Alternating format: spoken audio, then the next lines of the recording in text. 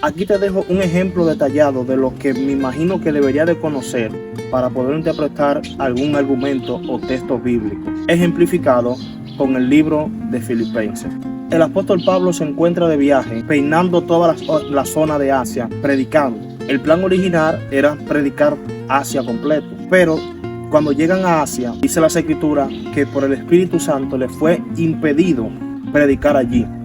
Pablo, en medio de su frustración, decide ir a otra zona llamada Bitinia, y también el Espíritu Santo le impidió predicar en ese lugar. Cuando Pablo se pone a orar, dice que envió en una visión a un varón macedonio que decía: pasa a Macedonia y ayúdanos. Dice el evangelista Lucas que automáticamente decidieron ir a Macedonia, y cuando cruzan el mar Egeo y llegan a la zona de Macedonia, se encuentran con una ciudad llamada Filipo. Y desde que llegan allí, Pablo comienza a predicar el evangelio, buscando sinagoga, buscando lugares donde se encontraban mayoría de personas. Pero Pablo no encontró sinagoga, sino más bien que fue directamente al río a predicar.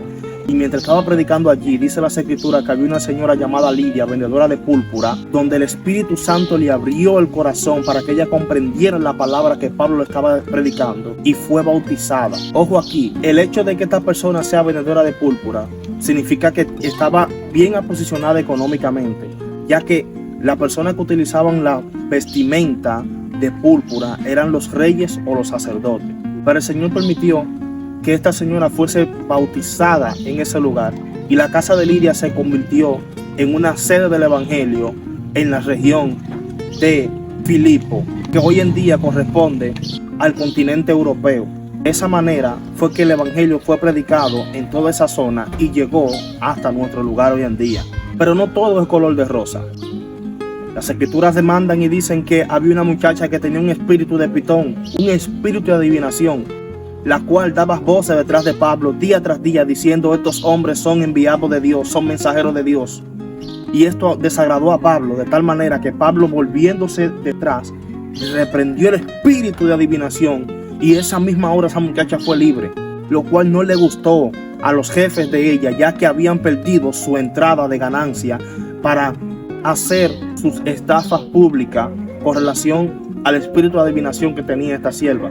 Esto desagradándose a los pobladores de la época, dice las Escrituras que armaron un alboroto y metieron a Pablo en la cárcel después de haberle azotado mucho, lo cual permitió que Pablo y Silas, en el calabozo de más adentro, a la medianoche comenzaron a predicar, comenzaron a cantar, comenzaron a orar a Dios, y los presos los escuchaban. De esa manera, dice las Escrituras que el Espíritu de Dios llegó a la cárcel y sacudió los cimientos de tal manera que hubo un gran terremoto que abrió las puertas de la cárcel, y el carcelero que se encontraba allí custodiándolo, temblando de miedo, sacó su espada y se iba a quitar la vida, ya que las leyes romanas eran muy estrictas para aquellos carceleros que dejaban ir a sus prisioneros, sino más bien que pagaban con sus vidas. Pablo, viendo esto, automáticamente voció desde el calabozo y dijo: detente, porque todos estamos aquí.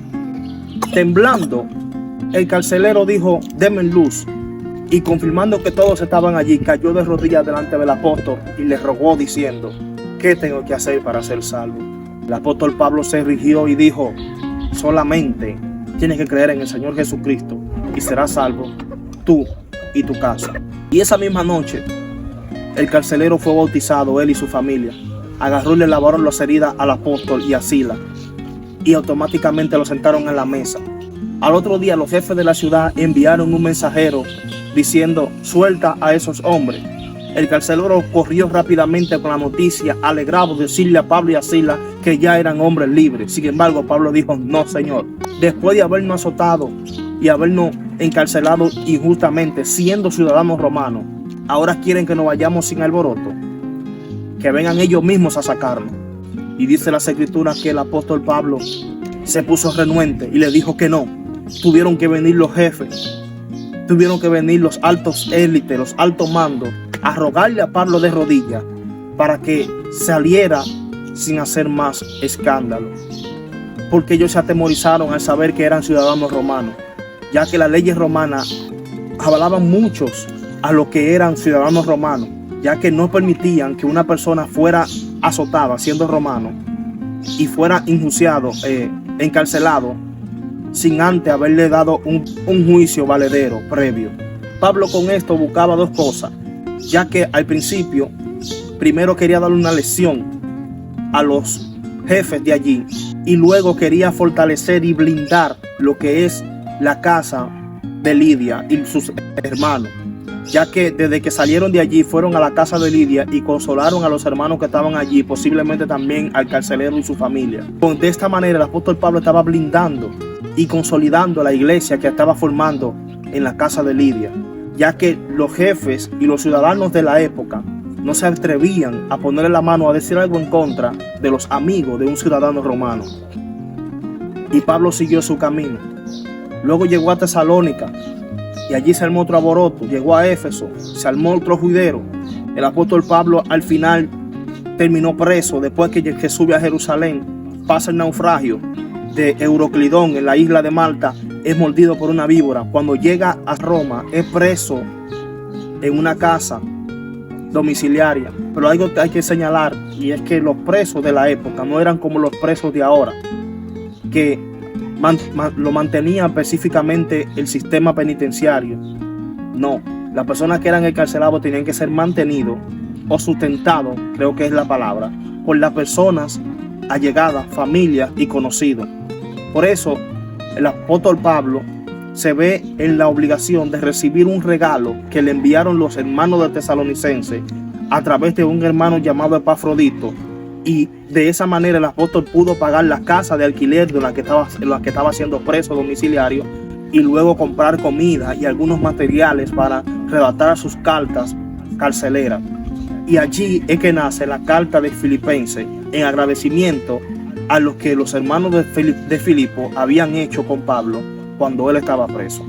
Este es el surgimiento de una de las tantas epístolas que tenemos del apóstol Pablo. Un simple agradecimiento, un gesto de agradecimiento. El apóstol Pablo le escribe en su capítulo 4 diciéndole a los filipenses: piensen en todo lo bueno, en todo lo honesto, en todo lo santo, en todo lo puro, en todo lo que es agradable, si hay verdad en ello, si hay virtud, piensen en eso. Un consejo pastoral en base a un agradecimiento. Dios te bendiga.